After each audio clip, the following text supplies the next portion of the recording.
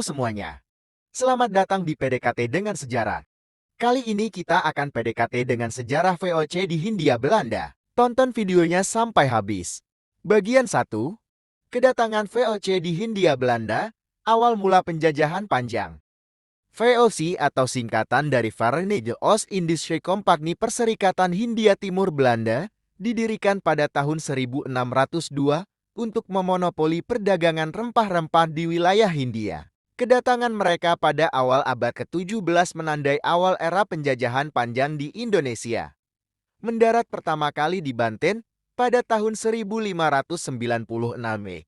VOC kemudian memperluas kekuasaannya dengan mendirikan kantor dagang di berbagai wilayah.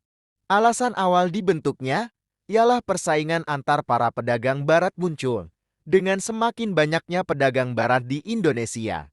Hal tersebut sebagai hal kurang positif bagi perkembangan para pedagang Eropa.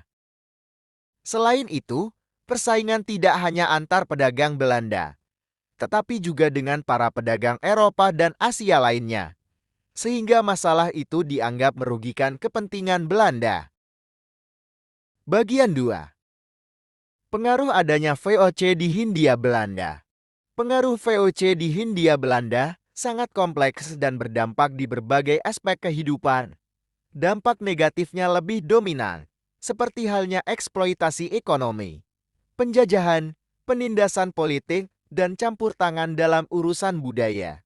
Namun, VOC juga membawa beberapa dampak positif seperti modernisasi, pembangunan infrastruktur, dan perkembangan perdagangan. Berikut beberapa dampaknya.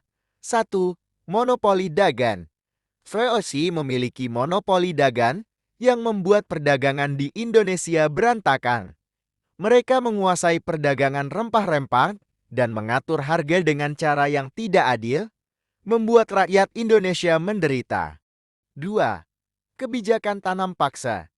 Verenigde Oost-Indische Compagnie atau VOC juga mengadakan kebijakan tanam paksa yang membuat masyarakat Indonesia dipaksa menjadi penghasil bahan mentah. Hal ini membuat rakyat Indonesia tidak memiliki jiwa entrepreneur dan hanya diperintah oleh Belanda. 3. Pengaruh politik dan ekonomi. Verenigde Oost-Indische Compagnie atau VOC memiliki pengaruh politik yang kuat dan memiliki tentara pribadi, armada kapal, dan memerintah wilayah-wilayah tertentu di Asia Tenggara. Hal ini memberikan Belanda pengawasan yang signifikan atas perdagangan di wilayah tersebut. Bagian 3. Bubarnya VOC di Hindia Belanda. Setelah berjalan lebih dari 1,5 abad berada di Hindia Belanda, ternyata keuntungan yang diperoleh semakin kecil. Kasnya semakin menipis, sedang anggaran belanja semakin besar. Keadaan tersebut tidak semakin bertambah baik, tetapi justru semakin merosot. Itulah sebabnya, pada tanggal 31 Desember tahun 1799, VOC membubarkan diri. Adapun sebab-sebab jatuhnya VOC itu adalah 1. Sistem monopoli VOC dengan akibat-akibat yang merugikan. 2. Cara kerja yang tidak efektif. 3. Saingan perdagangan. 4. Kemerosotan perdagangan VOC. 5. Besarnya biaya untuk menghadapi perlawanan-perlawanan rakyat. 6. Pembagian keuntungan yang mengecewakan terhadap pemegang saham. Bagian 4. Perlawanan rakyat melawan Verenigde Oost-Indische Compagnie atau VOC. Perlawanan yang dilakukan oleh rakyat disebabkan oleh tindakan VOC yang sangat sombong dan juga sewenang-wenang. Walaupun beberapa upaya mengusir Belanda dari Indonesia belum berhasil. Namun perjuangan ini akan menjadi inspirasi bagi perjuangan bangsa Indonesia dalam masa selanjutnya mengusir penjajah. Praktik monopoli dan pelayaran hongi yang kemudian menimbulkan kebencian di kalangan rakyat. Pelayaran hongi yaitu sistem perondaan yang dilakukan oleh VOC yang bertujuan untuk mengawasi dan mencegah pelanggaran peraturan monopoli VOC dan untuk mencegah timbulnya perdagangan gelap.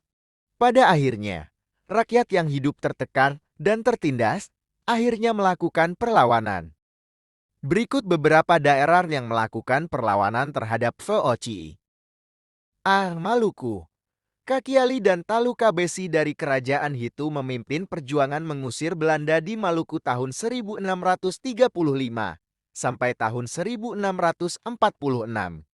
Walaupun perjuangan tersebut belum berhasil, tetapi telah menunjukkan bahwa bangsa Indonesia tidak menyukai penjajahan. Pada tahun 1667, Tidore sebagai kerajaan terkuat di Maluku juga mengakui kekuasaan VOC. Kekuasaan Belanda di Indonesia Timur semakin tegas dengan dikuasainya Maluku. B. Makassar. Perlawanan rakyat Makassar terhadap VOC merupakan salah satu episode heroik dalam sejarah Indonesia. Kesultanan Goa Talu yang terletak di Sulawesi Selatan menjadi pusat perlawanan gigih melawan dominasi kolonialisme Belanda di wilayah Indonesia Timur. Faktor-faktor pendorong perlawanan antara lain yaitu monopoli perdagangan, pelabuhan bebas dan perjanjian Bungaya. C. Mataram. Kerajaan Mataram Islam di bawah kepemimpinan Sultan Agung Hanyokrokusumo menjadi salah satu kekuatan utama yang menentang dominasi VOC di Indonesia. Didorong oleh keinginan untuk menjaga kedaulatan dan melawan monopoli perdagangan rempah-rempah oleh VOC. Sultan Agung melancarkan beberapa serangan besar ke Batavia, Jakarta, dan Semarang. Di Banten, Kesultanan Banten yang terletak di pesisir barat Jawa menjadi salah satu medan pertempuran sengit melawan VOC.